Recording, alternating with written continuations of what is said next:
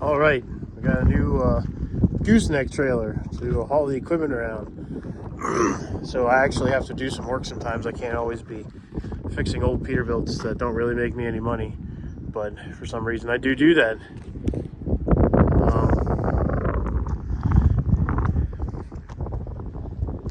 So got rid of the old Big Tex trailer. Got a PJ LD trailer. This one has 12K axles with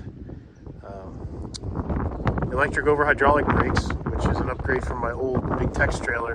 The Big Tex trailer just had electric brakes. This is a 25 plus 5, so 30-foot total with a beaver tail. 5 feet longer than the old trailer. Kind of wanted a shorter trailer, but you know, there's times when we need a longer trailer, and you know, if I can drive an 18-wheeler, I'm pretty sure I can figure out how to get this thing here. It was handy with a shorter trailer, but it was time to upgrade. Really wanted to buy a Diamond C. Really kind of wanted a hydraulic beaver tail trailer, or just a Diamond C in general. A lot of the ones that were built on the lots did not have hutch suspension, and were mostly all really odd colors. So I have a black pickup, and I want a black trailer because, well, then it matches. Not that everything's perfectly clean, but at least it looks somewhat decent together. The Big Tex was a good trailer. I'm not going to knock it. It took everything I put at it. There were some things about it I wasn't as fond of, so this PJ does upgrade some things from that. Obviously the axles, hydraulic brakes. One of my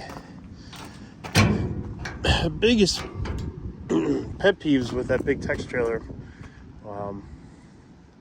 was these ramps are heavy too, so I shouldn't say that these aren't any better, but can't even hardly do it one-handed. There's enough spring in them that you can get it to hold it there. There's a springs holding it up and springs holding it back. And there is a prop rod if you need to run with the ramps up. You know, that is an option. These are nicer ramps, better ramps than the Big Tex. The Big Tex, they put their angle iron on top of the ramp and they just, you know, weld it fast, which I guess works. It kind of just makes it not quite as finished as well. You know, I mean, this is still going to be a little bumpy going up and down, but it'll be a little bit better. So, you know, aesthetically it's a little bit nicer. And the big pet peeve that I always had with my Big Tex, and there's a number of other brand manufacturers that are actually doing this. I'm pretty sure Cam Superline does it with their you know, lower grade goosenecks. I'm trying to think who else does it. There's a number of manufacturers. You just have to look out for them. Almost all of them do it. There's probably more that do it than don't. But this beaver tail, that frame of that beaver tail on this PJ trailer, that is actually part of your frame. That is your frame of your trailer.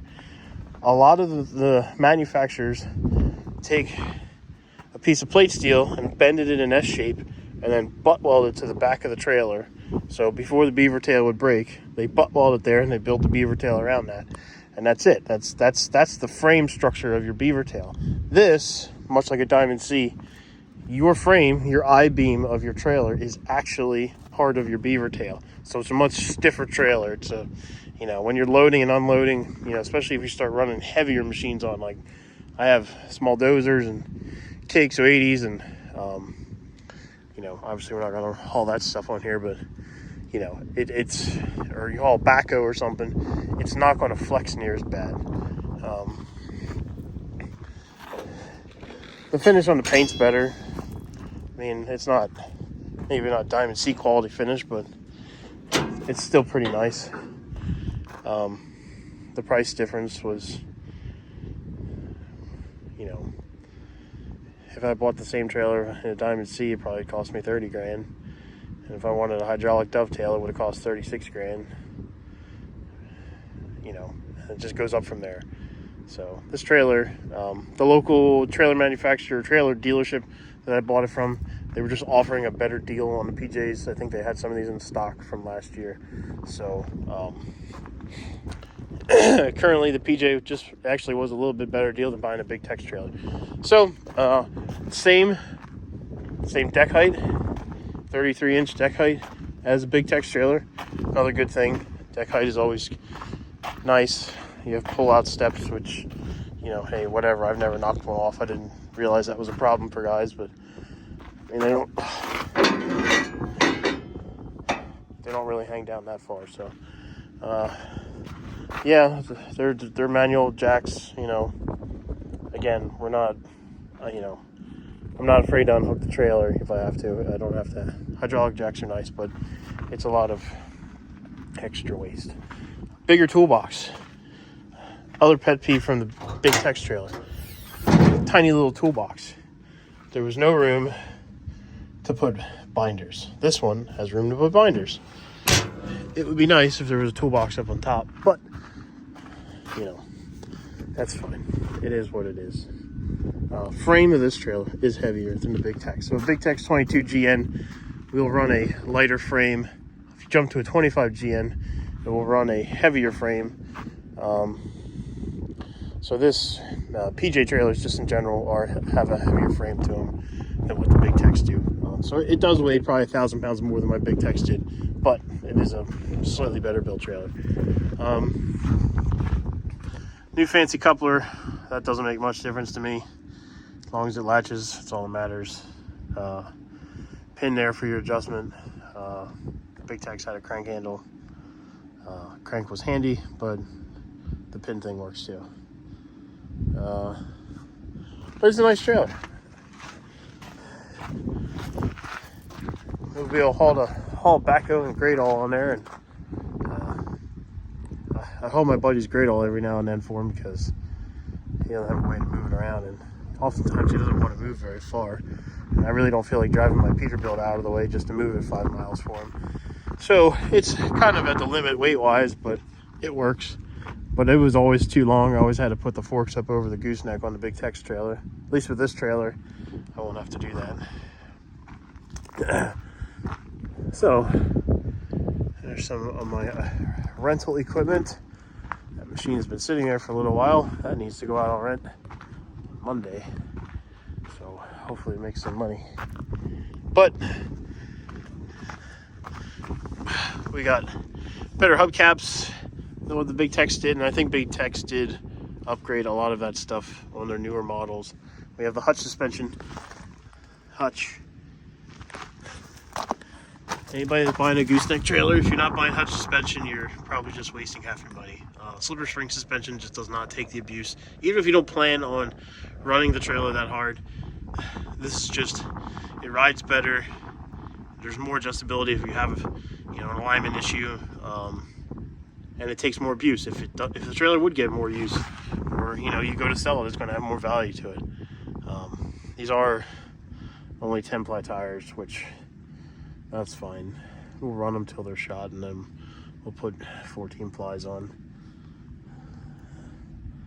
But so there it is. There's not too many videos on YouTube about the newer PJ goosenecks. Everybody's talking about the Diamond C's, and yeah, they did kind of copy the Diamond C gooseneck, but you know, hey, whatever. Everybody used I-beam ideas too, so maybe they shaved a little bit of weight doing it that way. Maybe it got a little stronger, probably. Aesthetically, it probably looks a little nicer. I think this, I didn't measure it, but I'm pretty sure this actually sits a little bit higher off my pickup bed than what my big Tex did, which would be nice, because there's a couple times I about took out the pickup bed trying to go around some dumb spots. But anybody's looking for a decent trailer that is not foolishly expensive. I mean, they've all gone up almost double in price the past 3 years. I sold the old one, got out all right on it, and it was just time to get a new one. Oh, the other thing about a PJ, this outer rail is all, It's solid. So on the back side of this rail, it's not a channel, so you can't put straps in there. So if you're ever used to hooking straps in there, which I've done for years, chains, hooks, it's kind of one downfall. I mean, it is fit and finish a little nicer that way. You just have to make sure you have ratchet straps that can go in your stake pockets. That's something I'm going to have to get, new ratchet straps, because none of mine fit in the stake pockets. And I don't feel like trying to hold it there and run around the other side of the trailer with the old wire hooks that are on the other ones.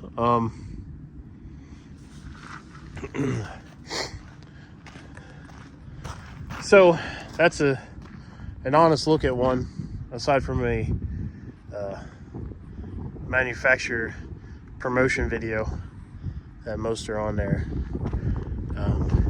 Anybody in Northeast Pennsylvania, anybody in my area, that's the dealer I bought it from, Fay Trailer. Bought a couple trailers from them now. Always good to work with. Just fair pricing on what they got. They sell a lot of gooseneck trailers. They know the business very well. So there it is. We'll get some good videos of hauling something heavy on it and see what the truck can do with it. So thanks for watching. We'll see you guys.